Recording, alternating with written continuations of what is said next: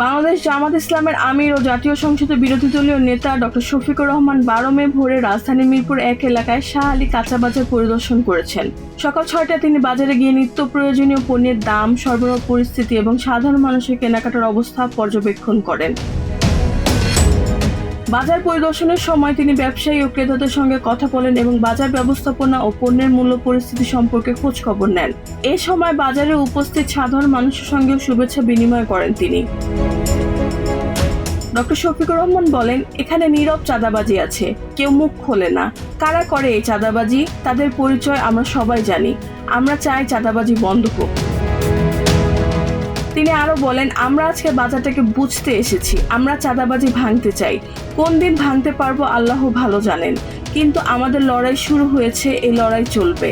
আমরা থামবো না। জনগণের জন্য আমাদের লড়াই সংগ্রাম অব্যাহত থাকবে।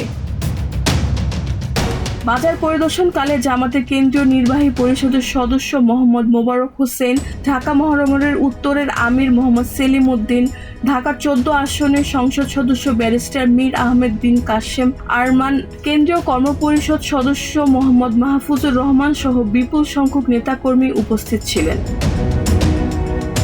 রেহানা বেগম, প্রজন্ম 24।